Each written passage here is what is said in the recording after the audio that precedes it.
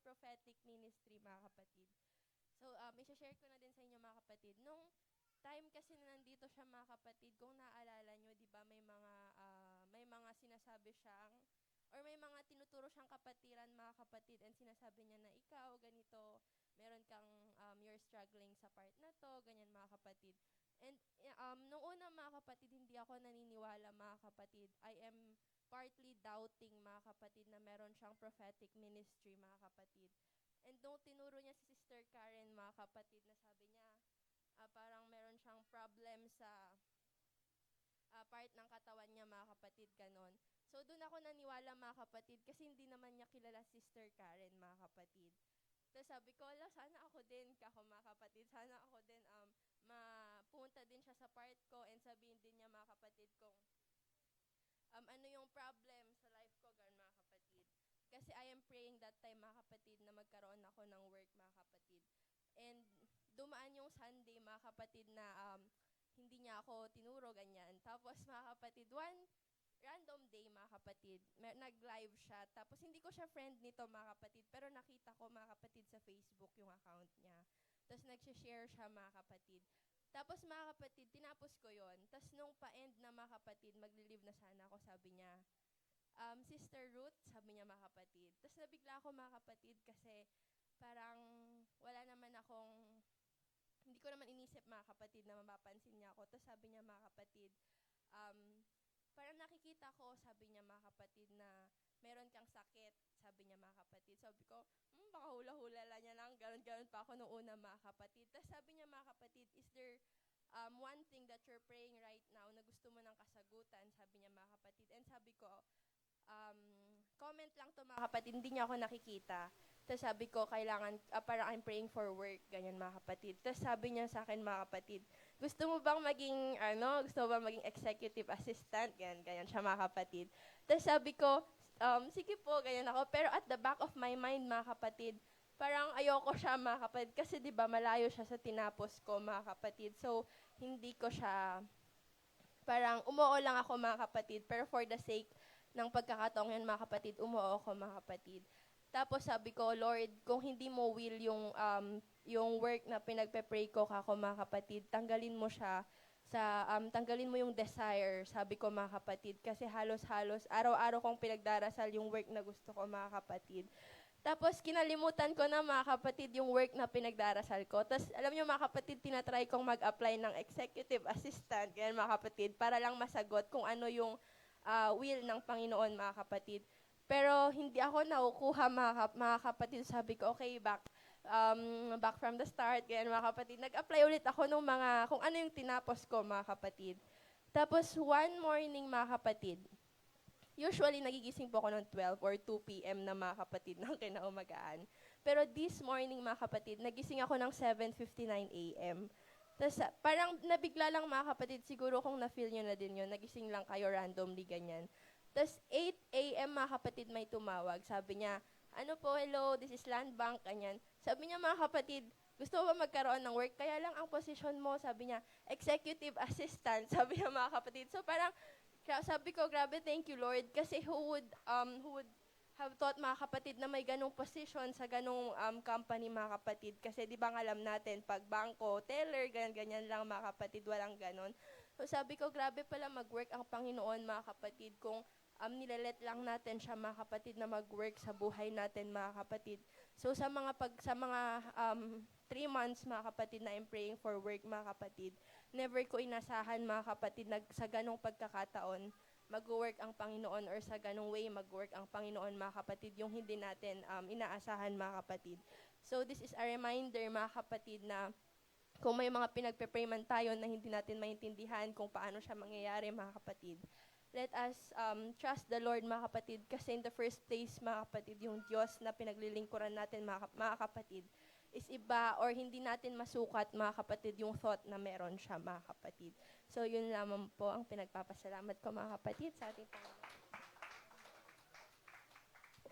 Amen, mga kapatid. Muli nating palakpakan ng ating Panginoon sa buhay ni Sister Ruth. Talagang tunay, mga kapatid, ng iba sa atin may mga malalalim na baon, no? Kailangan lang talaga ng i-push, mga kapatid, no, para makapag-share sa goodness ng ating Panginoon. God bless you, Sister Ruth. So tunay mga kapatid, I just want to remind everyone mga kapatid na God notices everyone mga kapatid. Wala siyang iniiwan mga kapatid ni isa sa atin. So what we can do mga kapatid, no, sa mga goals natin in life, pray for it mga kapatid at never tayong maliligaw sa ating Panginoon. Amen. At sa hindi po pagtatagal mga kapatid, akin na pong ibinibigay mga kapatid ang pagkakataon sa magbabahagi po ng salita ng Diyos ngayong gabi mga kapatid. Let's all say, God bless Pastor Daniel Victorio. Thank you. Tayo, palakpakan natin ang Panginoon. Thank you, Jesus. Thank you, Jesus. Parang kulang yung palakpak na yan, ah. Yung palakpak para kay Lord, mga kapatid. Thank you, Lord. Tayo po'y manalangin. Request natin si tawagin natin Sister Dane para mag-lead sa atin sa prayer.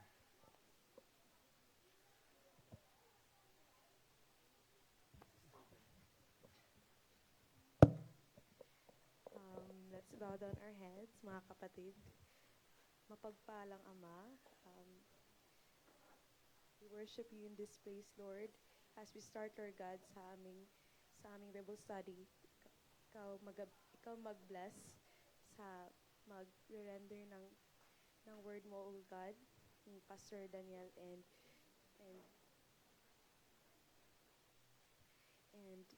for the listeners, Lord, ikaw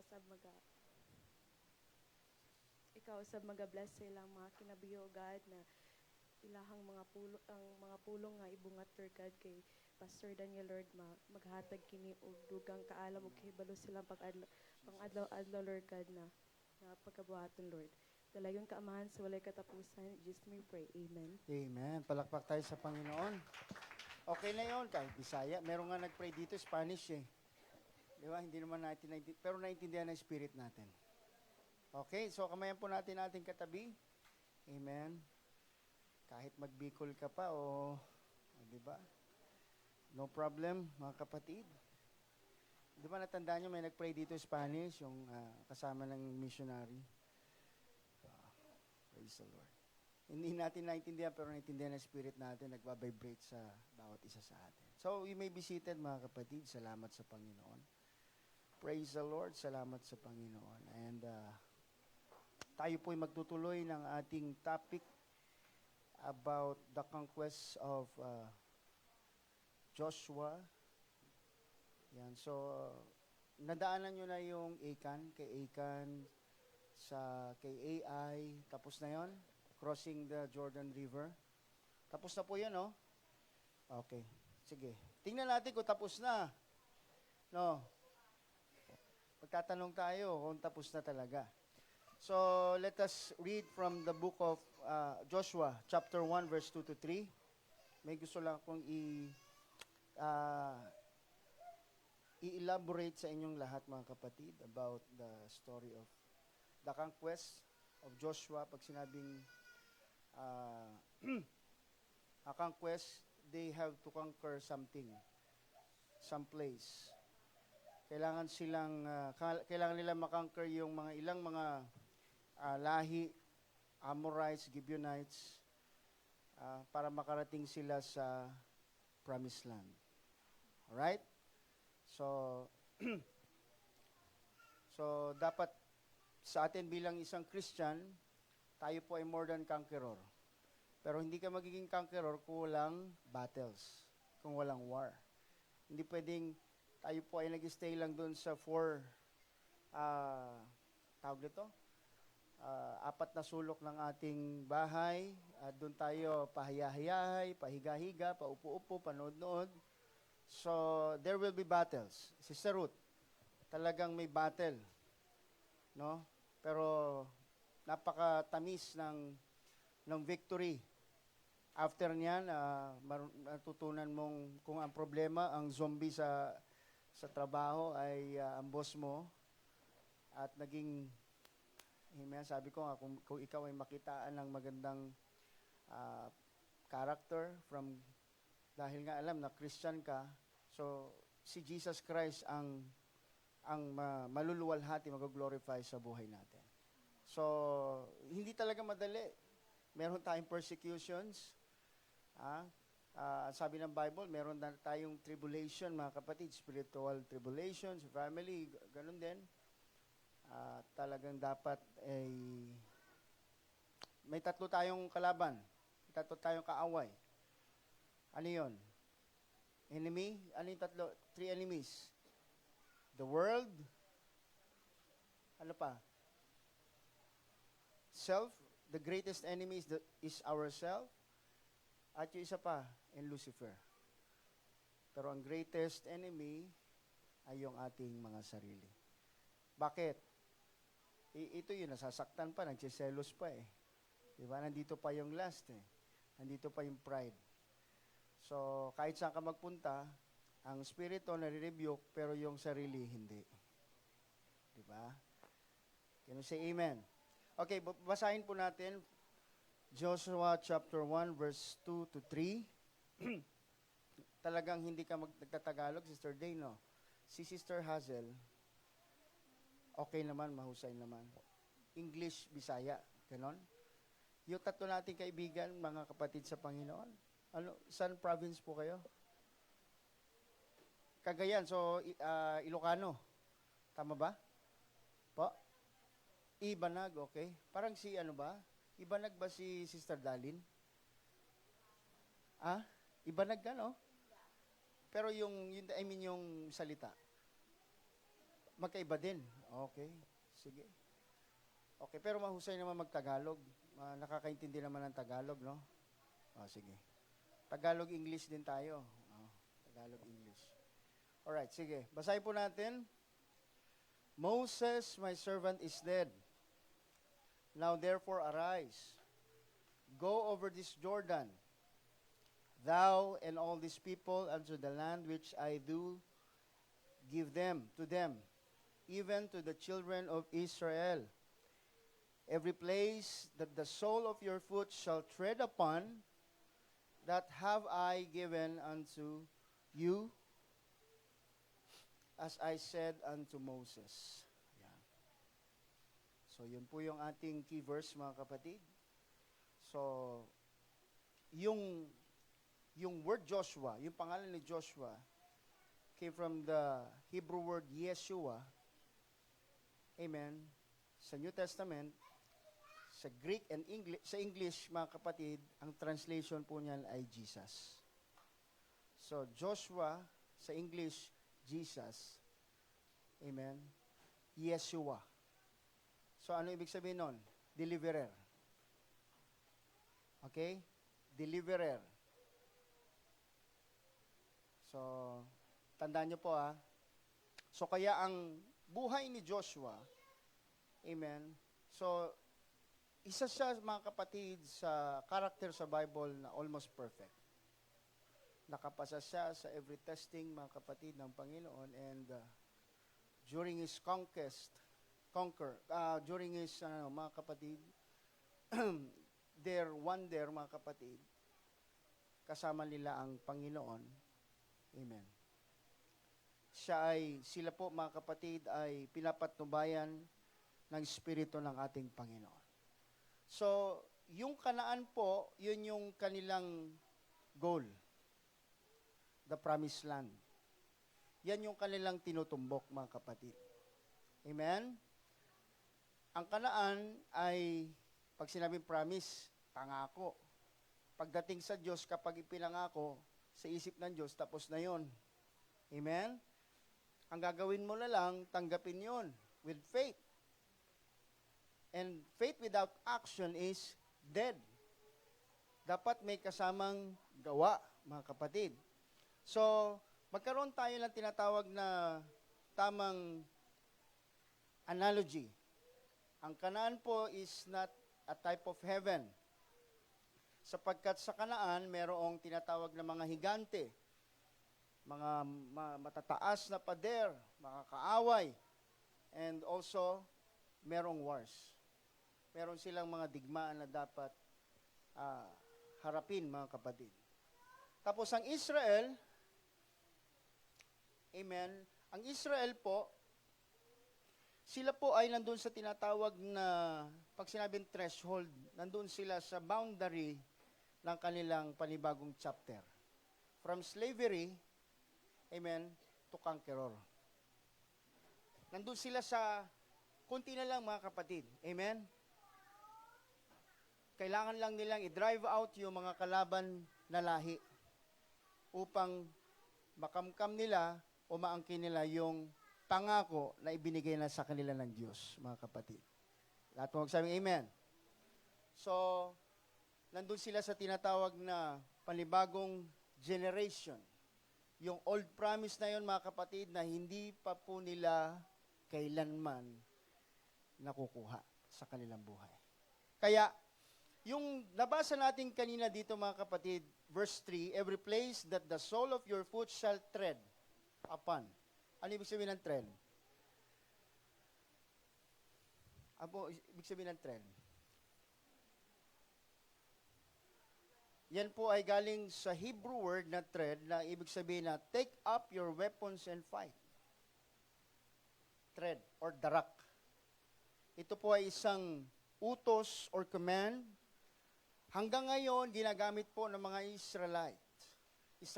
Israeli, mga mandirigma, mga soldier po ng Israelites, na kapag sila po ay nandoon sa tinatawag na war, battle sa kanilang buhay, kanilang battles po, mga kapatid ng nation, yung tinatawag na darak, tread, ginagamit nila yan, mga kapatid, to prepare to fight. Can we say amen? O, lakasan natin, amen. So, they are about to transition into a brand new experience. Meron mo mga kapatid, almost 500 years sila, amen, 40 years na sila ay naging wanderer, tawag nito, palibot-libot lang sa ilang or sa ano yon, mga kapatid, saan sila nag-wander for 40 years? Sa wilderness o ilang? Amen? Na talagang wala silang permanent address, no permanent address.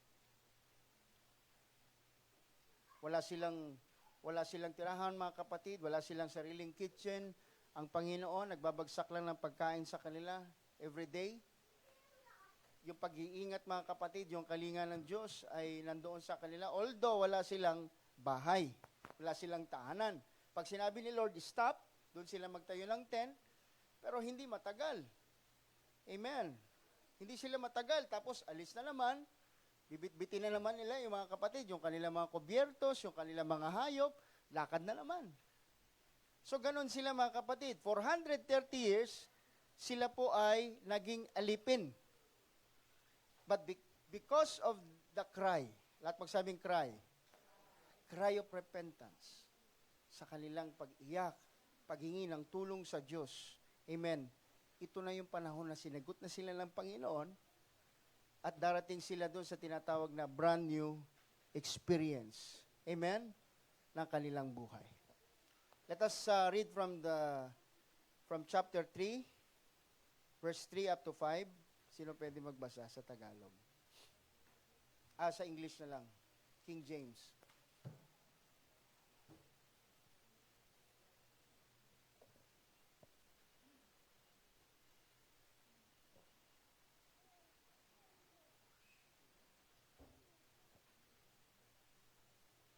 Meron ba dito nasa likod? Merong tao dito sa likod? Oo. Punta kayo dito, Sarah. Dito tayo, Sarah. Kaya dito, Sarah. Sige, huwag kayong magtago dyan. Dito po tayo, sa harap. Okay. Okay, sino pwede magbasa? Bigay na yung mic, siguro bigay natin kay Sister Hazel, tapos ipasa mo na lang kung kanino mo naisin.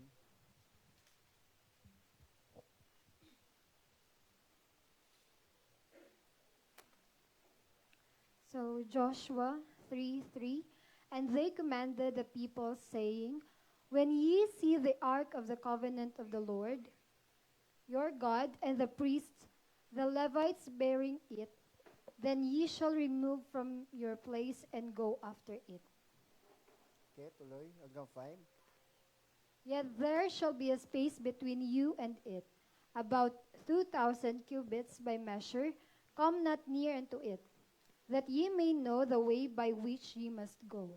Okay? for ye have not passed this way heretofore. And Joshua said unto the people, Sanctify yourselves, for tomorrow the Lord will do wonders among you. Ano ibig sabihin nun, ma'am? Thank you, Sister Hazel. Tatawid sila sa Jordan River. Kaso walang tawiran, walang tulay. Nagbigay ng instruction ng Lord. Okay? Mauna yung Ark of the Covenant. So alam na natin yung Ark of the Covenant, the mercy seat.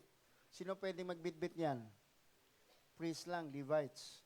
Walang pwedeng magbitbit niyan. Ang sabi yan, sumunod kayo sa may bitbit ng Ark of the Covenant at ang inyong magkaroon kayo ng tinatawag na distansya at hindi kayo pwedeng mauna doon. Yan. Yun ang instruction ng Panginoon. Sabi niya na magpakalinis kayo, maligo kayo, magugas kayo, sapagkat kinabukasan, meron gagawing magandang bagay ang Diyos sa inyo. So, yun yung instruction ng Panginoon. So, we know, mga kapatid, amen, na dati, ang kanilang cross during the time of Moses is the Red Sea. Sister Dalin, anong kulay ng Red Sea? Pula pa rin. Okay, pula pa rin. Okay. Red Sea. Anong kulay po ng Red Sea? Kulay tubig pa rin. O kulay dugo? Hindi. Okay, sige. Okay lang. Nakalimutan na natin ni Sis Dalin. Anong kulay ng Red Sea? Kulay dagat. Yun lang ang tawag, Red Sea. Anong kulay naman ng Jordan River? Brother Roniel? Oh, yan. Clear. Clear siya. So, pansin nyo mga kapatid, may dalawang tubig na binanggit dito. The Jordan River and the Red Sea. Ang Red Sea, mga kapatid, ito yung, mga kapatid, obstacle o barrier upang sila'y makawala sa pagiging captive, pagiging slave. Amen? Pero papunta doon sa wilderness, sa ilang, upang makipag-communion ng Panginoon sa kanila. Amen? Pero ang Jordan River, ito naman yung barrier papunta doon sa Promised Land. So, tinatawag mga kapatid, amen, matatapos na mga kapatid yung kanilang wandering. Yung kanilang paglalakbay, yung kanilang pagiging slave, praise the Lord. At ito na lang yung huling tubig na kanilang kailangan tawirin. Yung Jordan River. Ibig sabihin, tinatransition na sila ng Panginoon, amen, sa panibagong chapter ng kanilang mga buhay. Lahat magsabi amen. So, yung transitions dito mga kapatid ay mahirap para sa kanila. Tingnan nyo po mga kapatid, ang instruction ng Panginoon. Grabe, no? Kung nandun ka sa time na yon, magdadoubt ka pa ba kung hinati ng Diyos ang dagat? Makita mo, galing sa langit, babagsak yung 10 salon. But still, nakita nyo po yung ugali ng mga Israelites, amen, ugali ng mga taong ito, ng mga pinili ng Diyos, na rebellious pa rin sila. May pagre-rebelde. So, even though pakitaan tayo ng Panginoon na maraming milagro, miracle ng Panginoon sa buhay natin, kung wala naman tayong malalim na relasyon sa Kanya, hindi magbabago buhay mo. So, miracle alone cannot change your life, mga kapatid. Kailangan lang deeper connection, relationship sa ating Panginoon. Can you say amen? Knowledge to the Word, okay yon. Wisdom, okay yon. Pero kailangan you have to apply the Word in your life. Diba? Mga kapatid, okay naman yung mag-aral ka ng exegesis, hermeneutics, apologetics, yan yung mga pag-aaral sa Bible. Okay yon. At papalakpak ang mga marami sa good preaching, magandang presentation. But how about your relationship sa Panginoon? Amen?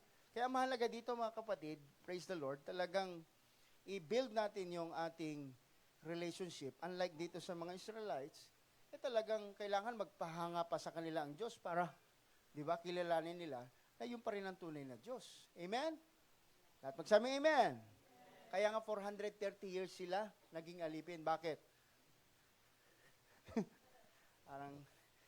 Bakit sila 430 years naging alipin? Dahil sa idolatry. Di ba? mga kapatid. So, okay, tuloy tayo. Pag sinabing transition, amen, ano ibig sabihin ng transition? From this song, pa sa mga singer, no? From this song to this song, or from this beat to this beat. Sa mga musicians, 4/4 ka, magti-3/4 ka, magta-transition ka. Or galing ka sa mabilis, babagal ka. O galing ka sa classical, magta-transition ka ng ibang klase ng music. From classical to pop. Diba? So, yan. So, yun yung ibig sabihin transition. Pagbabago. Merong pagbabago. Ito ay, sa panahon po ng mga Israelita, amen, mahirap para sa kanila. Kaya, kung gusto kang baguhin ng Diyos, kaso yung mindset mo doon pa rin, diba? Gusto kang gawin ng Panginoon. Amen. Alam mo, ang ganda ng plano ng Diyos sa iyo. Gusto kang iangat, i-promote. Kaso, wala kang battle. Hindi tumibay ang loob mo, mahina ang loob mo, mahihain ka. So, idadaan ka niya sa wars. Battles ng buhay mo. Isip mo? Gusto ka i-transition ng Panginoon, mga kapatid. Kaso, talunan pa rin ang isip mo. Slave ka pa rin. Sa tingin mo, slave ka pa rin. Mahina ka pa rin. So, kaya kailangan kang idaan sa testing, sa trial of your faith. Can we say amen? So, tinawag tayo ng Panginoon, ng ating Panginoon. So, siya rin ang maghuhubog sa atin. Siya rin ang mag-shape sa atin.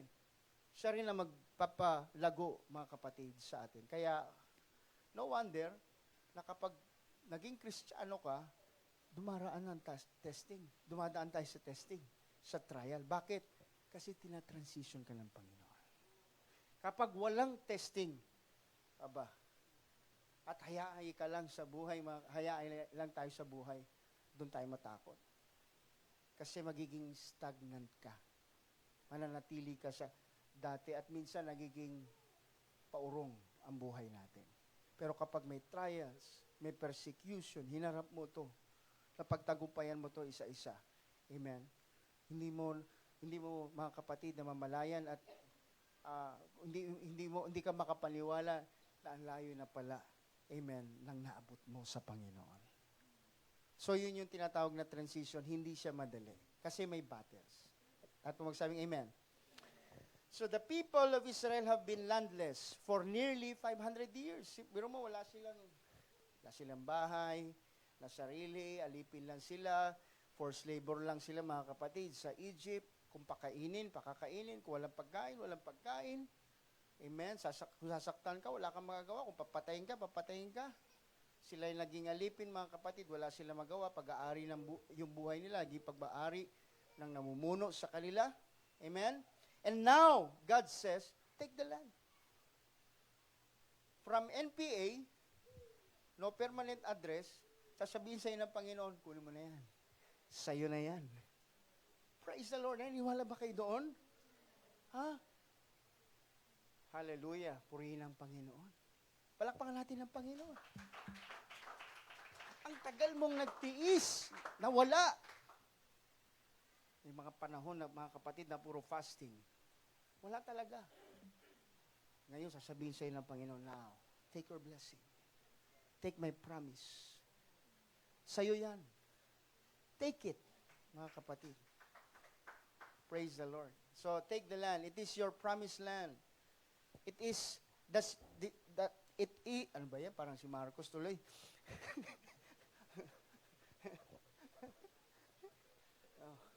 Okay. Mahal ko yan, presidente natin yan, mga kapatid. Kaso nagagaya ako minsan, mga kapatid, kapag maliit yung sulat. Okay. Mahal natin yan, mga kapatid. Mahal din natin si Duterte, pero ito yung president natin ngayon. Marami man nang babash sa kanila, sa president natin at sa mga officials. Commercial muna tayo. Pray natin sila. Pag-pray natin sila. Amen? Submit tayo, mag-subject tayo, mga kapatid, sa mga namumuno sa atin. So, wag tayo makisama sa mga, ewan ko, may mga UPC pa yata na, mga Kristiyano na nagbabash kay Marcos, no? Hindi natin trabaho yan, mga kapatid. Ang trabaho natin, pag-pray natin namumuno. Okay. And it is at this point in their history that God begins to transition His people from slavery to a nation of conquering warriors. Wandering and bondage have been in their DNA for 5 centuries. Every century, mga kapatid, 100 years. That is all they have ever known. So kaya sinabi mga kapatid na hindi ka pwedeng, but you can act like wanderers and think like slaves and function like conquerors at the same time. Intindihan nyo mga kapatid? Hindi pwedeng ita-transition ka ng Panginoon na magiging conqueror, tagalupig ng bayan, ng mga bansa, panalo kung ang isip mo ay loser pa rin, slave pa rin. So God is not transitioning them or us to a place where there are no more battles, but to a place where the battles are more strategic. And therefore, the results are more significant, influential, and eternal. Yun po yung sinabi ko kanina mga kapatid. Every transition, laging may battle sa buhay natin. Laging may trials.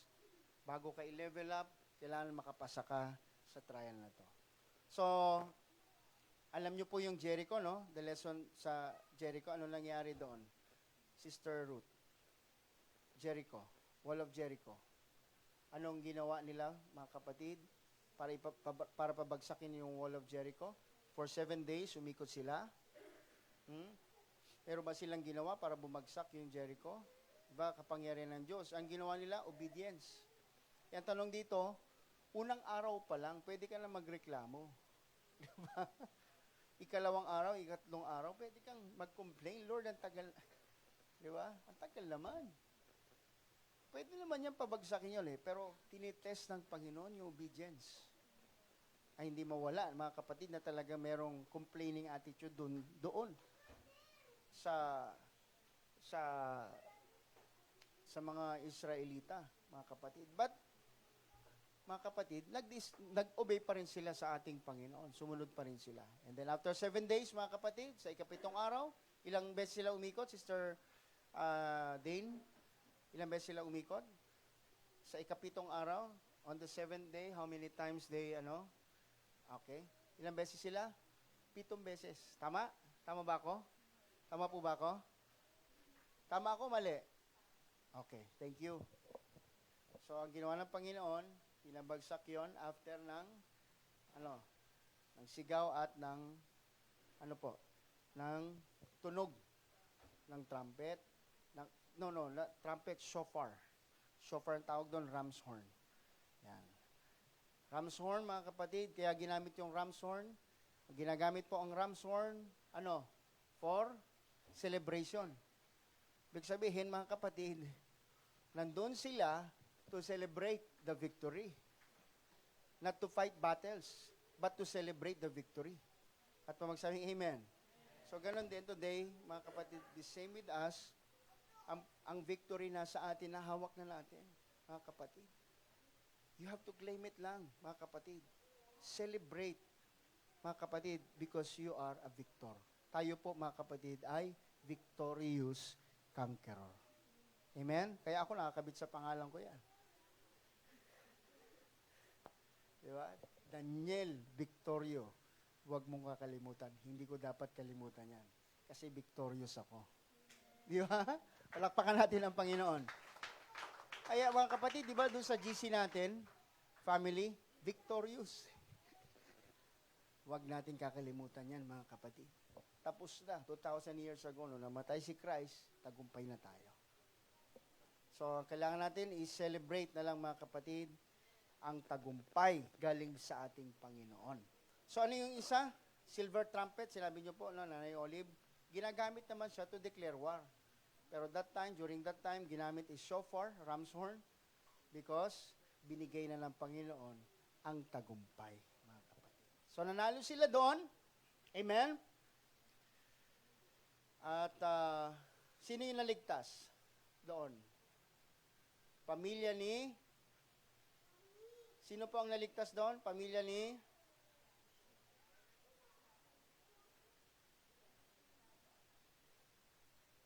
Pamilya po ni? Prostitute. Diba? Yan, prostitute. Pero anong palatandaan? Bakit siya niligtas ng Panginoon? Bakit siya niligtas ng Panginoon? Pwede po ba tayo magtanong dito? Kasi sabi niyo, tapos na eh. Bakit siya niligtas ng Panginoon? Kasi siya yung tumulong spy. Okay, siya yung tumulong, kumupkup, nagpakain, nagtago sa mga spy. Okay. So, anong instruction sa kanya ng mga spy? Kasi ang utos ng Panginoon, papatayin lahat. Once na bumagsak ang pader, papatayin lahat. Anong instruction sa kanya ng spy? Maglagay ng, sa bahay, maglagay ng palatandaan. Ano yung palatandaan? Okay. Anong ibig sabihin nun? Pulang tali o pulang panyo o bandera? Ano ibig sabihin po nun, Sister Jonah? Ano ibig sabihin po nun? Po? The blood. Okay. Ibig sabihin mga kapatid, kapag nakita yon, hindi yon papakilaman, hindi yon sasaktan yung mga taong nandoon sa loob ng bahay na yon na may red flag. Yun lang ang ititirang buhay, mga kapatid. Okay. Si Rahab, mga kapatid, alam nyo ba, si Rahab galing dyan yung lahi ni Jesus Christ. Ha? Alam nyo ba? Hindi nyo alam, no? Research nyo. Galing kay Rahab ang lahi ni Jesus Christ. Check nyo, mga kapatid. Okay? ChatGPT. ChatGPT. Okay. Check nyo dali. I-correct nyo ako kung tama, kung mali ako.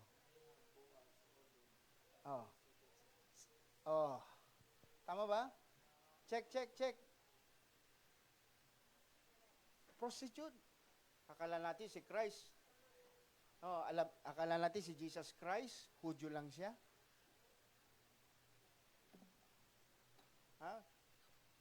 Si Jesus Christ galing from the tribe of Judah. Means praise. Si Judah naman galing kay Israel na dating Jacob. Si Jacob naman galing kay Isaac. Si Isaac galing kay Abraham. So, ang lahi ni Jesus Christ galing kay Abraham. Part. At ibang part din galing kay Rahab. So, may lahi siyang Gentile. So, tingnan nyo po, pinag-aralan namin ito ni Sister Sarah, sinabi ko na, si Abraham, anong lahi niya? Anong lahi ni Abraham? Galing siya sa lugar na Ur. Ano ba ang lugar na Ur? Sinabi ng Scripture, hanapin nyo na lang, na yung kanyang mga magulang ay mga sumasamba sa Diyos-Diyosan. So sila ay mga pagano, ang lahi nila. So si Abraham ay isang Hebrew. Siya isang Hebrew, ang ibig sabihin ng Hebrew is crosser or crossing.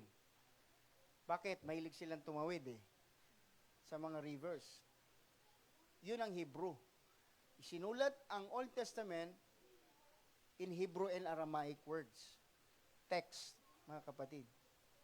So, si Abraham ba Israelites? Taas kamay. Si Abraham ba Israelites? No. Kasi si Israel galing kay Isaac. Si Isaac galing kay Abraham. Si Abraham ay isang, Gentile. Tayo, Gentiles tayo. Amen? So may pangako ang Diyos, hindi lang kay Israel, kay Abraham. Kasama talaga tayo sa plano ng ating Panginoon kaligtasan. So hindi lang tayo mga kapatid, amen, sabi para bang tayo ay ampun lang, no? From the start, kasama ka na sa plano ng Panginoon na ililigtas ng Diyos. Pero meron siyang special plan sa Israel as nation.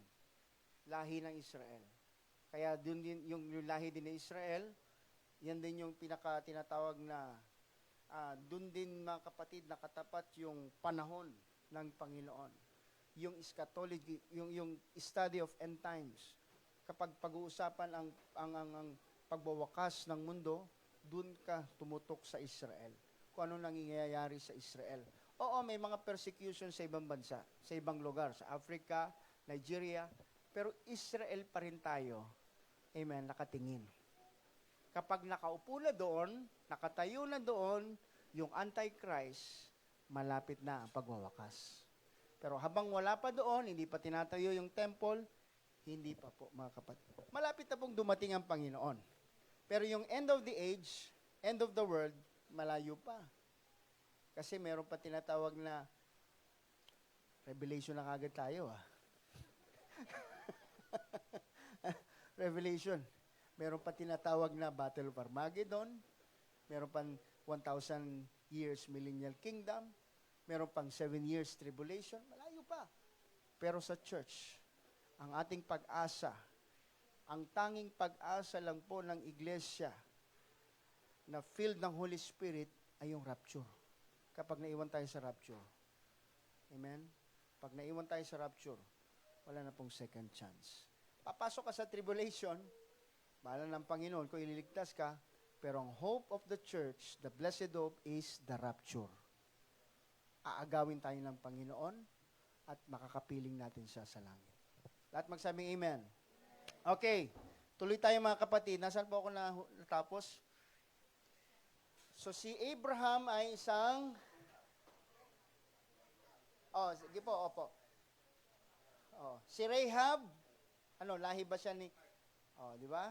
Anong binanggit mo kanina? So si Rahab galing sa lahi. Si Jesus galing sa lahi din ni Rahab. Okay? Sino ang asawa ni Jesse? Si Ruth. Sino si Ruth? Tama ba? Hindi si Jesse pala. Anak niya si David, tatay ni, Si Boaz. Sino ang asawa ni Boaz? Si Ruth. Anong lahi ni Ruth? Moabite. Ano ang Moabite? Gentile. Hintil. So, tingnan nyo mga kapatid, di ba? Akala natin, kumbaga sa preaching talagang tayo ay parang mga aso na, hindi, aso nga eh. Di ba? Aso. Yun ang example ng Panginoon eh. Aso na nangihingi ng pagkain sa amo o sa tunay na may-ari ng bahay. Tunay na nagmamay-ari ng bahay. From the start, meron ng magandang plano ang Panginoon sa atin. Okay? May time pa ba ako? May time pa? Okay. So meron pong obstacle on the way to Jericho and that was the Jordan River. It was one thing for 2 spies to slip across the river, but quite another for 1 million Israelites, including women and children, to cross. They needed a miracle. So yun na, nandito na tayo, crossing the... Doon muna tayo mga kapatid. Baka medyo nakalimutan nyo na. Babalikan lang po natin mga kapatid. So they needed a miracle. Kailangan ng miracle, kailangan makakross sila doon mga kapatid upang magtuloy-tuloy yung kanilang conquest. Anong ginawa ng Panginoon, mga kapatid? Paano sila nakakross? Ano pong ginawa ng Panginoon? Bit-bit yung Ark of the Covenant, habang binabaybay nila yung river, mga kapatid, nahahati yung river. Di ba? At nakasunod, mga kapatid, yung mga Israelites, medyo malayo ang distansya, mga kapatid, hindi sila pwede lumapit doon dahil mamatay sila. Lahat sila nakatawid, mga kapatid. Okay? So, crossing a body of water on dry land had happened before in their history. Yun, yung crossing at the Red Sea. But this time, it was not one man holding up a rod. It was a team of priests holding up the Ark of the Covenant. It was when they all stepped in that the miracle happened and the waters parted for them to walk across. So dito naman mga kapatid, noong una, si Moses lang yung nagtaas ng kanyang tungkod. Dito, mga priest na mga kapatid, sama-sama na sila, nag-unite na sila mga kapatid upang makross nila yung Jordan River. So ano ibig sabihin to? Spiritual teamwork ay kinakailangan mga kapatid. Amen? Upang tayo mga kapatid bilang church, bilang kinatawan ng ating Panginoong Hesukristo, para matanggap natin ang tagumpay, kailangan natin ng teamwork. Kailangan natin ng unity. Amen? Alam nyo ba na hindi bumababa ang Holy Spirit ng Panginoon without unity? Alam nyo ba yon?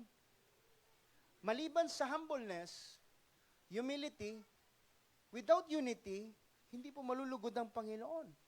At hindi niya pakikilusin niya kanyang espiritu kung hindi nagkakaisa ang iglesia. Sapagkat, pwede ba yon? Isang katawan, walang pagkakaisa. Kung anong gusto nang gawin ng kamay, ayaw naman gawin ng paa. Kung ano yung sinasabi ng bibig, iba naman laman ng puso. Hindi po. Upang tayo mga kapatid makamit natin bilang isang iglesia, amen, ang pangako ng Diyos para sa atin.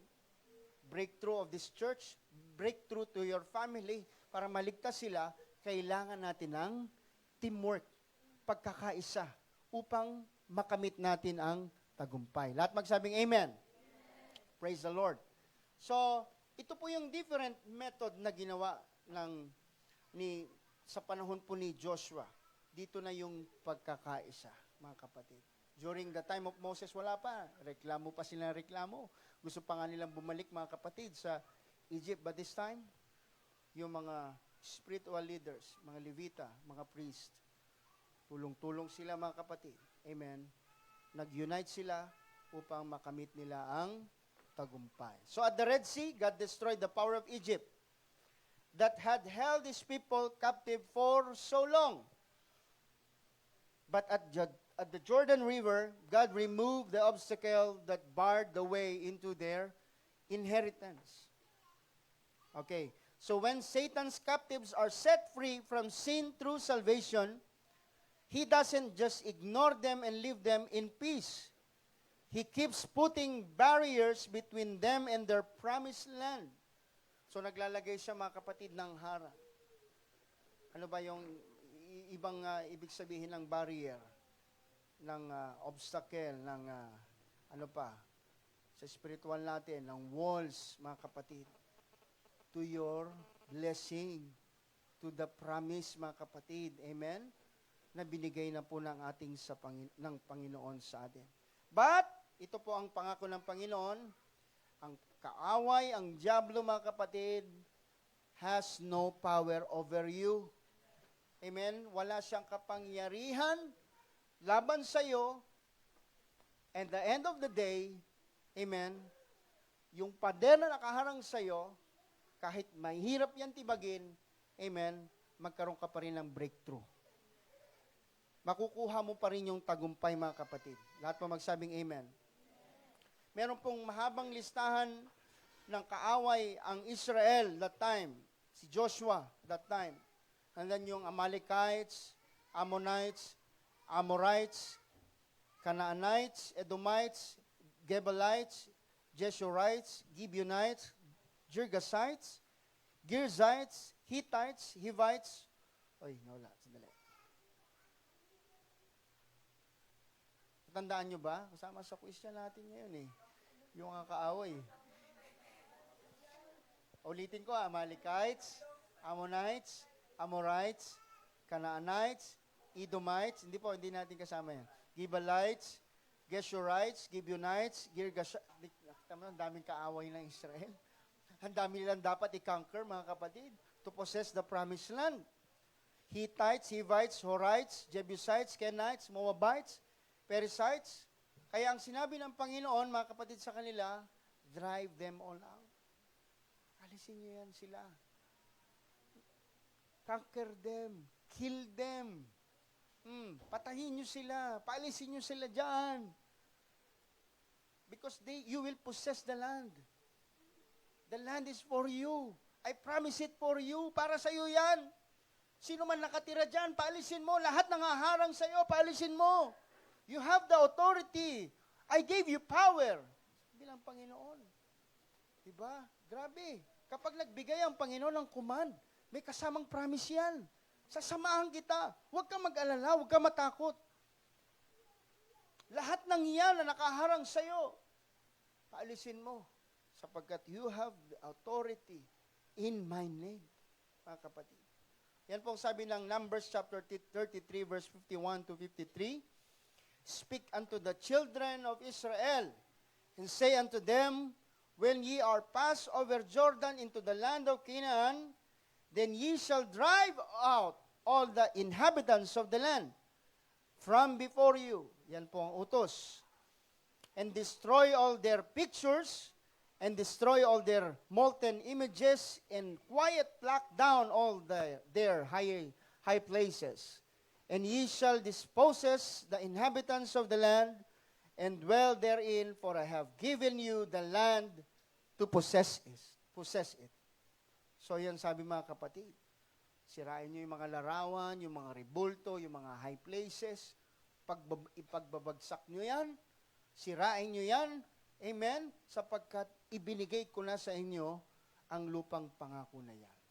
Okay, Matthew 11:12, sabi dito, and from the days of John the Baptist until now, the kingdom of heaven suffered violence, and the violent take it by force. Ano pong Tagalog nito? Basahin niyo po sa Amplified muna. And from the days of John the Baptist until the present time, the kingdom of heaven has endured violent assault, and violent men seize it by force as precious prize. A share in the heavenly kingdom is sought with most ardent zeal and intense exertion. Sa Tagalog po. Bisaya, meron kayo? Ilocano? Basahin niyo po sa Tagalog. Sige po. Sino pwede magbasa diyan? Sister Hazel, ikaw yung susunod, ibigay mo yung Kaso nahirapan sa Tagalog. Doon tayo sa nakakabasa ng Tagalog.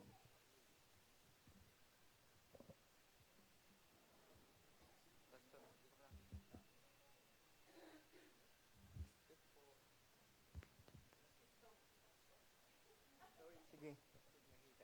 At mula sa mga araw ng Hiwan, Bautista hanggang ngayon, ang kaharian ng langit ay nababata ng kaharasan at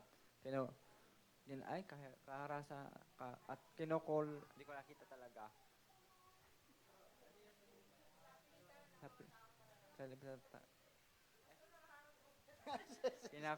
Kinukul sa pilitan ang mga taong mararahas. Okay. Ano pong ibig sabihin nito mga kapatid? Meron bang pwedeng mag-explain dyan?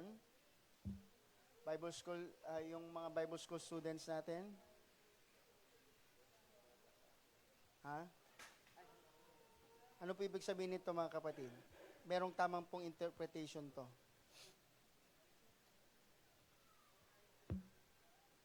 Sige po, mag-isip naman po tayo.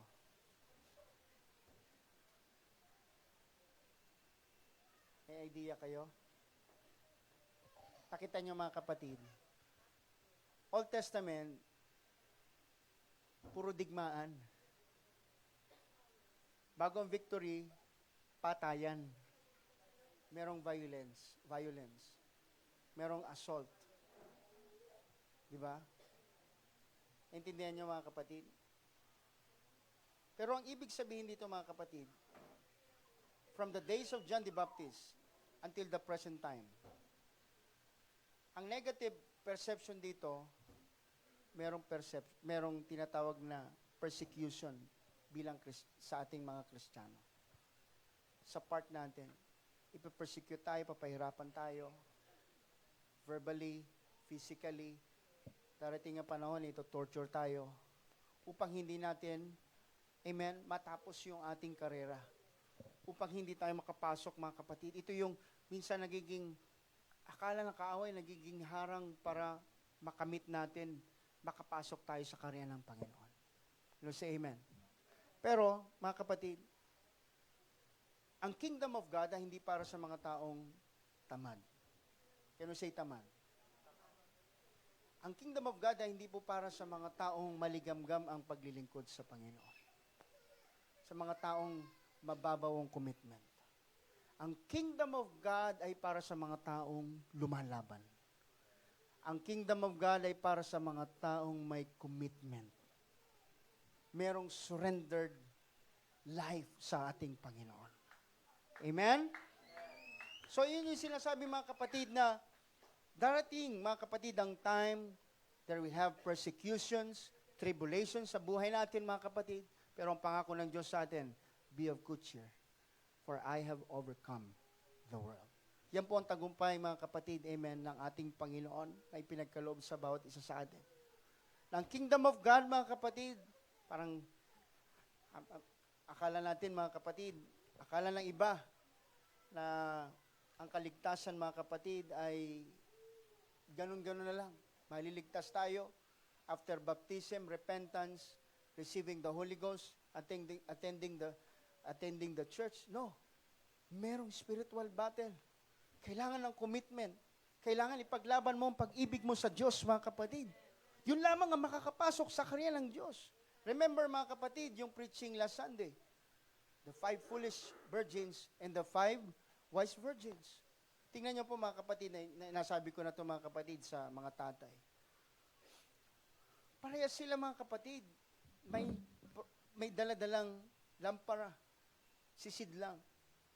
Parehas sila, mga kapatid, yung 10 na yun. Hindi mo malalaman kaagad kung sino yung wise and foolish. Parehas sila ng role upang magantay, mga kapatid, sa lalaking kakasal. Mga kapatid. Parehas silang may ilaw. Parehas silang nakatulog. Di ba? Ganon din, mga kapatid, sa church. May mga tumutugtog dito. Pare-pares tayo nagpapagamit sa Panginoon. Pero darating ang panahon na lalabas talaga yung tunay na Kristiyano. Makikita, mga kapatid, amen, magmamanifest yung mga totoong nagmamahal sa ating Panginoon. Kaya yung wise virgins, mga kapatid, nakatulog din naman sila. Yun nga lang, ang maganda, yung wise virgins, meron silang reserve. Nung dumating, kaya yung na-late, mga kapatid, ba, na-delay yung lalaki kakasal, ang ibig sabihin ng na-delay? Test of readiness. Tinetest yung pagiging handa. Hanggang ngayon, ba, matagal na panahon na sinasabing darating ang Panginoon, pero hanggang ngayon, hindi pa rin dumarating ang Panginoon. Maraming nasasabi sa preaching, mga kapatid, mabuti na lang, di dumating ang Panginoon kasi baka hindi ka. Yung iba, matagal na naglilingkod sa Panginoon. Yung iba nag-fall away, yung iba nag-backslide, yung iba napunta na sa ibang reliyon, yung iba naman na natili. Yung iba nagtiyaga. Yung iba nagtitiis, mga kapatid. Praise the Lord. So, lumalabas. Amen? So, nakita niyo yung wise and foolish. Nung dumating, yung lalaking kakasal, nagising sila. Yung wise virgins, merong reserve oil. Pero yung 5 foolish virgins, wala. Bakit? Yung reserve oil na yun, mga kapatid, yun po ay commitment. Yun ay commitment, mga kapatid. Relationship, mga kapatid, sa Panginoon. Amen. Hindi siya nabibili. Hindi siya nahihiram. Hindi siya hinihingi, mga kapatid. Ang reserve, mga kapatid, is commitment sa ating Panginoon. Kaya darating ang panahon, hindi lahat ng naglilingkod sa Diyos, mga kapatid, ay makakapasok sa kanan ng Diyos. Yun lamang gumaganap, sumusunod ng kanyang mga salita. Sa huling araw, sabi po, mga kapatid, ng Panginoon, di ba? Pag isinarado na ang pinto, magsasabing, papasukin nyo kami sapagkat sa pangalan mo ay nagsipagpalayas kami ng masasamang espiritu. Sa pangalan mo, gumawa kami ng mga kagilagilalas na bagay. Pero sabi ni Kristo, lumayo kayo sa akin, kayong gumagawa ng katampalasanan. So, kaya anong connect dito, mga kapatid? Amen? Merong violence sa buhay natin, mga kapatid. Gagawin lahat ng dyablo upang manghina ang iyong pananampalataya. Amen? Pero ang mga tunay na Kristiyano, kahit dumating tayo sa violence, sa war ng ating buhay, lalong tumitibay at lumalalim ang ating pagmamahal sa Diyos. Napapatunayan ang ating pananampalataya sa ating Panginoon. Amen? Faith alone cannot save us. Mga kapatid, pananampalataya lang, hindi magliligtas sa atin yan, kundi yung pag-ibig natin, relasyon natin sa ating Panginoon. Can we say amen? Kaya tanong po natin, ang tanong ko po sa inyo, meron ka bang relationship sa Panginoon? Kayo po makakasagot niyan. O baka mas nangingibabaw ang ministry mo, ang pagiging pastor's wife mo, o pagiging pastor mo, o pagiging home mission or youth president mo. Baka nagiging mas umaangat yung responsibility mo, yung duty mo bilang usher, at nawawala na yung ating relationship sa ating Panginoon. Naintindihan po ba natin, mga kapatid? Okay? So Jordan River is, tapos na po ako mga kapatid, is the watery boundary defining the promised land. And it is the first obstacle they come to. It represents every obstacle to come. That is why God has Israel set up a memorial to commemorate the miracle. Okay, so basahin pa ba natin to? Joshua chapter 4 verse 9. Chapter 4 verse 4 to 9. Okay, ito po yung istorya niyan, mga kapatid. Utos si Joshua, magtayo kayo ng heap of stone, magpatong-patong kayo ng bato, paglagpas natin dito sa Jordan River. As a memorial, di ba? Ano ibig sabihin nun, mga kapatid? Para sa tuwing, sila'y dadaan doon, ito'y isang alaala o palatandaan na ang Diyos pinatawid sila sa Jordan River, not by their own might or power, but by the power of God. We say amen. So yun yung mahalaga sa Panginoon yun. Diba kapag nakakita tayo ng mga heap of stone, minsan may inilibing doon, may katawan na inilibing doon. Pero this time, mga kapatid, sa Jordan River, kapag may nakatayong mga bato, may picture ba dyan? Kasi may sinend yata ako picture. Ibig sabihin noon, mga kapatid, palatandaan ng Israelites ay nakatawid sa Jordan River. So, these stones were to be a memorial to Israel forever. Last magsabing forever. At hanggang sa panahon natin ngayon, amen, present time, nandun pa rin yung bato na patong-patong. So, ilan yon? 12. From 12 tribes of Israel. Okay. Matthew chapter 3 verse 9, and think not to say within yourselves, we have Abraham to our father, for I say unto you that God is able of these stones to raise up children unto Abraham. Okay. Meron pa bang itinayo maliban doon? Meron pa bang itinayong bato maliban doon? Meron pa? Saan?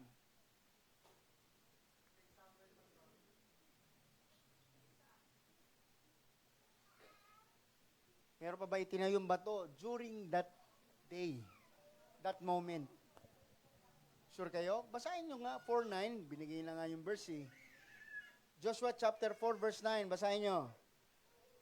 Basa po tayo. Ano sabi dyan?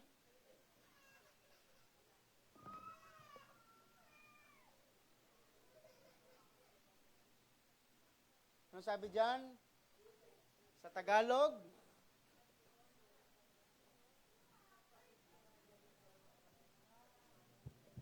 At si Josue ay nagpabunton ng 12 bato sa gitna ng Jordan sa dakong tinayuan ng mga saserdote na nagdadala ng kaban ng tipan at nangandoon hanggang sa araw na ito. May 2 monument. Yung isang monument, sino nakakita? Tao. Yung isang monument, sino nakita? Ang Diyos. Sa atin mga kapatid, amen, yung monument na yon, is yung prayer mo na ang Diyos ang nakakakita. Amen? At yung monument na yun, mga kapatid, saan nilagay? Sa gitna ng Jordan River, inilagay ni Joshua yon in the midst of their trial. Ibig sabihin, kapag nasa gitna ka ng trial mo, build a monument of prayer. Don't stop praying. Kasi after your trial, yung monument of victory na ang ilalagay mo doon after your trial. Palakpakan natin ang Panginoon, mga kapatid. Amen? So, yun lang yung mga ilan sa gusto kong i-elaborate sa inyo, mga kapatid. Amen? May time pa ba tayong konting mag-evaluate ang ating napag-aralan? May time pa ba? Anong oras na? 9:11? Time pa ba? Sige. Natandaan nyo ba yung mga kalaban nila? Kahit 3 lang. Amorites. Oh.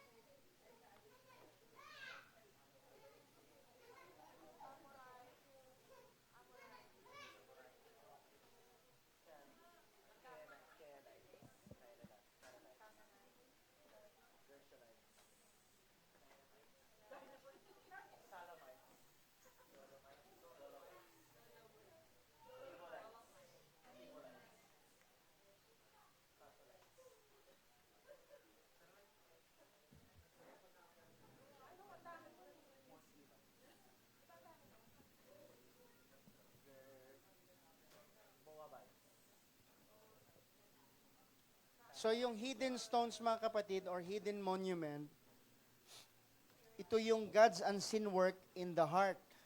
And your faith is tested beneath the surface. Yung visible stones naman, ito yung public testimony of God's salvation and faithfulness. Yan.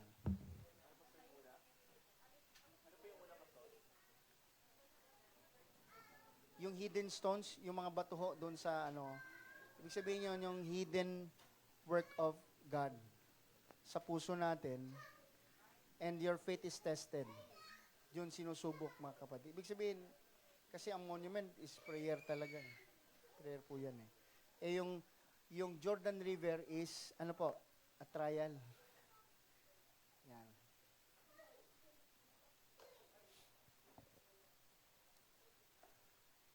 Ang Jordan River is a symbol of death and transition. So, during your trial, pinapatay ka din ng Diyos eh. Diba? Naintindihan nyo ba, mga kapatid? During your pagsubok, pinapatay ka ng Diyos. Ano ibig sabihin nun? Pinapatay yung pride mo ng Panginoon. Pinapatay ng Diyos yung old self mo. Diba? Kasi, papunta ka doon sa new self mo. Tinatransition ka ng Panginoon. Okay na, Sister Dali, naintindihan mo na? Hindi yung pinapatay ka physically, pinapatay yung mga bagay na mali sa buhay mo. Yung maling pag-uugali, di ba? Lalo kang, yan, pabutihin ng Panginoon. Okay, sige.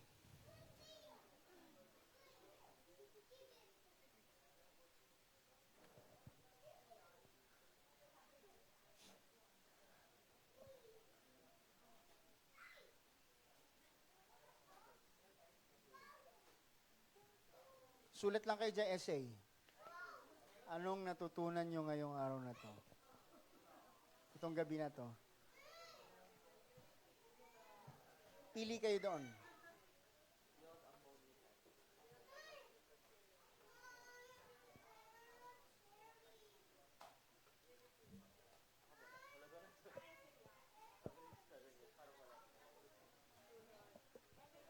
Parang mahirap pa yata essay, no? Gusto nyo ba ng ano? Gusto nyo ng enumeration? Enumeration? Gusto nyo? Gusto nyo ba enumeration? O, sige. Number 1. Ano ang Hebrew word ng thread?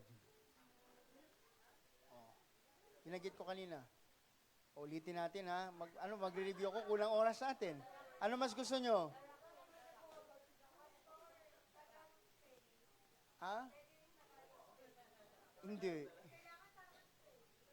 Oh, ano? Essay na lang. Essay na lang. Essay na lang. Ano yung natutunan nyo? 1 to 10.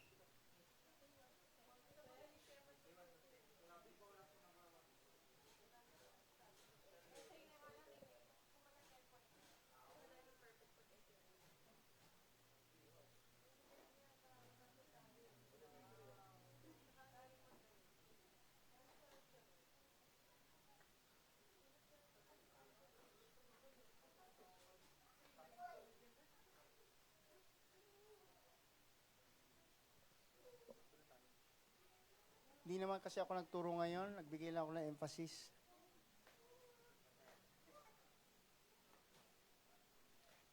Inspiration ang ginawa natin ngayon. Hindi siya instruction. Kaya,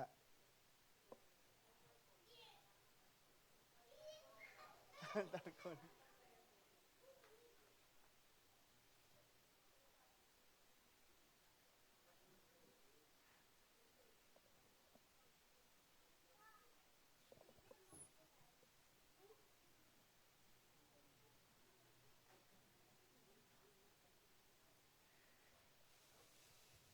Okay, 5 minutes lang ha, essay.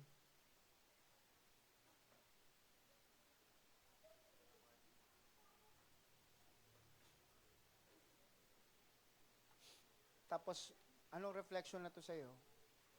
Sa buhay mo? Kasama na to sa essay. Oo. Applicable ba to sa buhay mo ngayon? Tagalog, okay lang. Bisaya, okay lang. Kaya naman translate yan ng Google. Pipicturean ko lang. Basta i-big letter mo lang, ha?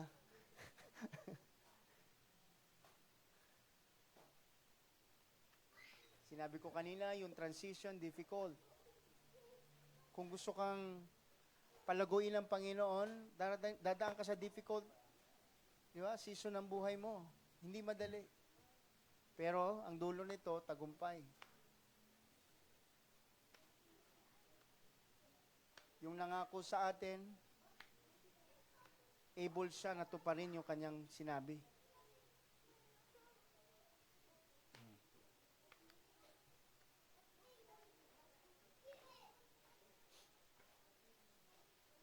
Ano natutunan mo at saka anong application? Ito ba'y sumalamin sa buhay mo? Yan. Yan, hindi yan babalik sa inyo. Sa akin yan. Babasahin ko mamaya yan.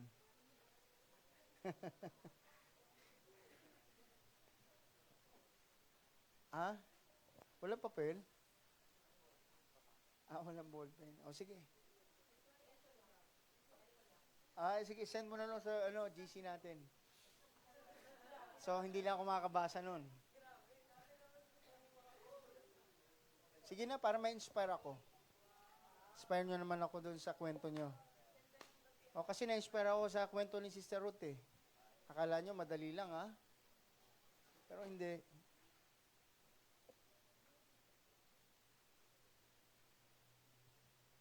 Dadaan at dadaan tayo mga kapatid. Gusto mo ng growth?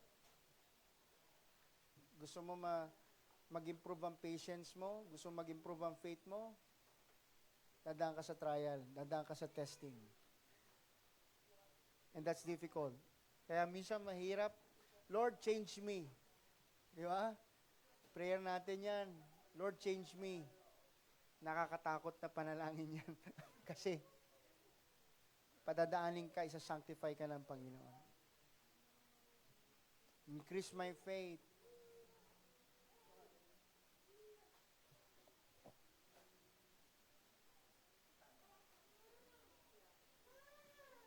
Alright, sige. Tapos na? Simple lang ha, wag lang mala telenovela yan ha. Yung ano lang natutunan mo, isa lang. Tapos, yung tumatak sa'yo. Yung sa tingin mo, doon sa pinag-uusapan natin, yun lang yung naintindihan mo kasi doon lang nag-reflect sa buhay mo yon. And then, sulat mo yung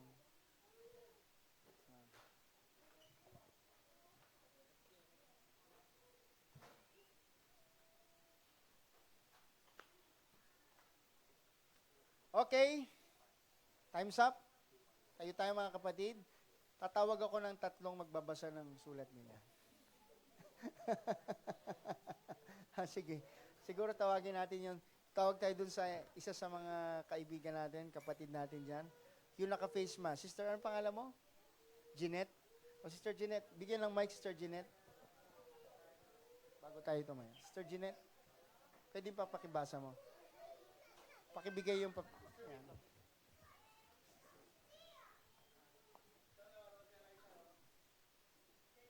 Hello. Meron ba siya? Size. Sige. Sunod, Sister Eliza. Sunod si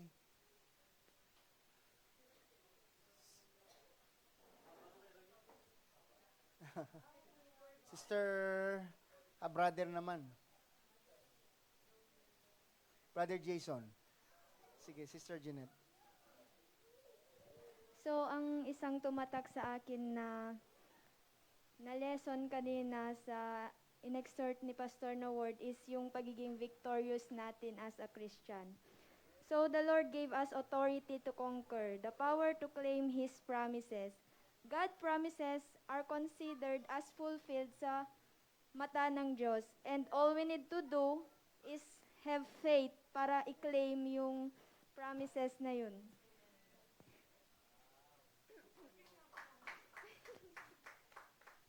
And nabanggit din ni Pastor na sa promises na yun, merong obstacles na nakaharang bago natin makuha yung promise na yun. But the Lord also says na binigyan niya tayo ng authority para malagpasan yung nakahinder na yun na obstacles para makamit natin yung promise na yun. So, ang conclusion nun, we are born to be victorious. Yes. And ang application nun sa akin as a reviewee, meron naman, aware tayong lahat na ang Diyos, pinangako niya sa Jeremiah na may maganda siyang plano. And no matter what happens sa review season na to, after this review season kung ano mang obstacles ang ma-encounter ko sa review season na to, alam ko na ang kahihinatnan nito ay tagumpay. Dahil Amen. ang Panginoon ko ang nagbigay sa akin ng victory. Yun lang po. Amen. Palakpak tayo sa Panginoon. Thank you, Jesus. Alright. Sige. Sunod, Sister Nagtago. Okay. Sino, may sulat ba to si Sister Jessica? Sister Eliza pala, Sister Eliza. Nahihiya. Oh, kasi tapos na gusto ko sana tawagin si Ruth kaso tapos na siya eh. Brother Jason. Ang pagkatapos si Brother Jason, si Sister Olive. Dito na po ba, Pastor? Okay Oh, po. dyan na. Gusto mong pumunta dito? Hindi na po. Okay na. Okay na po dito. Oh, sige. Ayun, mga kapatid, so nag-type na lang po ako dahil wala po akong ballpen. So, lesson learned, mga kapatid, nabanggit po kanina na we always have an option, mga kapatid, to complain po sa mga bagay na ipinag-uutos ng Panginoon, no? But we have, mga kapatid, to endure the waiting phase, mga kapatid, gaano man siya kahaba, gaano man siya kahirap, mga kapatid. So, ang application ko dito, mga kapatid, ayun, mga kapatid, no, mahirap po mag-handle ng youth. Mahirap, mga kapatid, totoo po, mahirap. Magulo, mga kapatid, mahirap silang i-gather, mga kapatid, mahirap po, mga kapatid, silang pasunurin, mga kapatid, no? Kung tutusin, mga kapatid, I have a free will, mga kapatid, to complain, no? July pa lang, August pa lang, no, nabanggit yun, mga kapatid, no, yung magiging responsibility, mga kapatid. Pero I was reminded, mga kapatid, na during the process, mga kapatid, hindi ko sila hinahandle alone. I'm handling them with the Lord, mga kapatid. So, yun lang po. Praise God. Thank you, Jesus. Praise God. So, nakaka-bless, mga kapatid, yung mga testimonies nyo. Alright. Sige po, Nanay Olive. Last na po. And then, mag-closing prayer po tayo.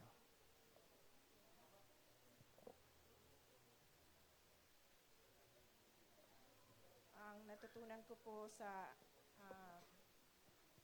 tinuro po ni Pastor ay ang unity and obedience po. Unity, yung pong pagkakaisa po ng bawat isa sa pananalangin, lalo na po dahil hindi naman po tayo tutulungan ni Lord kung hindi po tayo nagkakaisa, kung ang isa lamang po ang nananalangin at yung iba naman po ay parang zombie. Yun po. Dapat po, kapag tayo po ay kumilos, dapat rin po ay nasa puso natin ang lahat ng ating ginagawa. At tayo po ay kailangan po yun nga po, obedience, pagsunod. Sa lahat din po na pinag-uutos ng Panginoon, dapat po tayo ay sumusunod. Hindi po tayo tumatalima sa lahat ng kanyang mga kagustuhan dahil hindi nga po ito, hindi po tayo kaluluguran ng ating Panginoon kung tayo po ay tumataliwa sa Kanya. At sinasalamin ko rin po sa akin dahil nga po sa mga pinagdaanan ko po mga nakaraan na mabigat po, pero dahil nga po nagkaroon po ng unity ang ating mga kapatid sa panalangin, na ito pong na-encounter ko po ay yung parang pagbibigay po nila ng comfort sa akin ay talaga pong nakagaan po sa akin, lalo na po sa aming mga Esther. At talagang nagpapasalamat ako sa unity po ng kapwa ko ka Esther dahil talagang gumaan po ang pakiramdam ko. Doon nga po ay nagpapasalamat din ako dahil yun nga pong mga kapatiran dito ay nakikita ko po talaga na may unity rin po, may pagkakaisa. Amen. Yan po. Amen. Palakpak tayo sa Panginoon. Thank you, Jesus. Meron pang gusto mag-volunteer? Ha? Meron pa kung gusto mag-volunteer? Roniel, meron gusto mag-volunteer? Sister Hazel? May gusto, Sister Ruth? Sister Ruth? Gusto magsalita? Sige na, nasa iyo na yun. Sige. Ba't pa pupunta pa ako sa iba? Nandiyan na si Roniel, dapat hindi pang zombie ang sasabihin mo dyan, ha? Sige. Wala pa yung mga kapatid natin. Sister, nandito ba kayo nung nagturo ng zombie? Okay. Baka kasi mamisinterpret nyo yung word na zombie.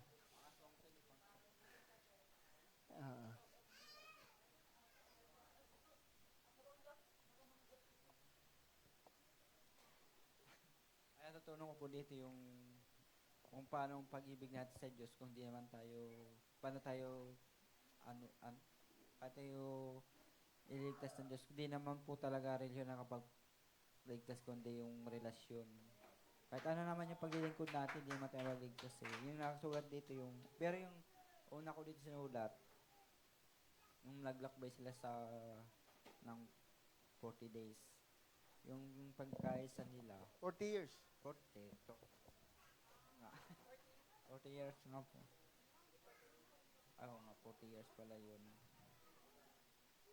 Tapos yung nagpapakatatag sila sa mga pagsubok na binigay ng Diyos. Dapat tayo laging sumunod sa mga kanyang utos. Okay. Thank you. Praise God. Thank you, Jesus. Amen. Sige po, mga kapatid, tayo po'y tatayo lahat at tayo po'y mananalangin, mga kapatid. Salamat sa Diyos. Amen. Pray po tayo, mga kapatid, at request po natin nag-pray kanina bago magsimula, Sister Dane. Sa closing naman, Sister Hazel. Bigyan siya ng mic. Palakpakan muna po natin ang ating Panginoon. Praise God. Yung malakas po na palakpak para sa Diyos na buhay. Amen. Thank you, Jesus. So let us pray. Heavenly Father, thank you, Lord God, sa lahat ng mga message na ipinarating mo sa aming mga buhay sa mga oras na to, Lord. Thank you sa buhay ni Pastor Daniel, Lord God, sa pagpapaalala sa amin, Lord God, kung gaano kahalaga ang relasyon namin sa inyo, Lord God. And Lord, we pray na mananatili yun, Lord, sa mga buhay namin at isa sa buhay po namin lahat ng aming natutunan sa gabing ito. At Lord, patuloy ka pong mag-bless sa bawat isa, sa lahat ng members ng UPC Lerma, Lord God. Pagpalain mo po ang bawat isa, Lord God. Iligtas mo po kami sa lahat ng kapahamakan sa mundong ito, Lord God. I-bless mo po ang lahat, Lord God, na maging matagumpay kami sa lahat ng mga bagay na aming ginagawa, Lord God. I-bless niyo po ang pamilya ni Pastor at ang bawat isa, Lord God. All the glory belongs to you, O God. In Jesus' name I pray, amen and amen. At maraming salamat po ulit. We are dismissed in the name of our Lord Jesus Christ. At sa mga reviewing, mga kapatid natin na gusto magpagamit sa Panginoon, you are welcome, you are most welcome na pagpatuloy ang inyong ministry dito. Yan, hindi ibig sabihin na wala kayo dun sa inyong mother church, ay tigil na rin ang inyong ministry. If you have the ministry, ginagamit kayo, amen, makipagbigay alam lang po kayo, ipagbigay alam nyo lang po sa ating mga leaders upang ma-assess po kayo. And we are much willing to help you na, amen, na ipagamit nyo po ang inyong talent, ang inyong buhay, inyong giftings dito po sa Lerma Church. God bless. And also, announcement sa mga hindi nakakalam, ang anniversary po natin ay na-move ng December 13 to 14. Yan. Yan. So may swimming po tayo ng 13 ng hapon. Dito pa ba kayo niyan, Sister Dane? Umuwi na kayo niyan, no? Ikaw? Sama ka ha? Swimming ha? Sige. May discount naman tayo para sa mga Oo. Mag-meeting pa tayo. Meeting pa. 13, 14. Tinawagan ko na.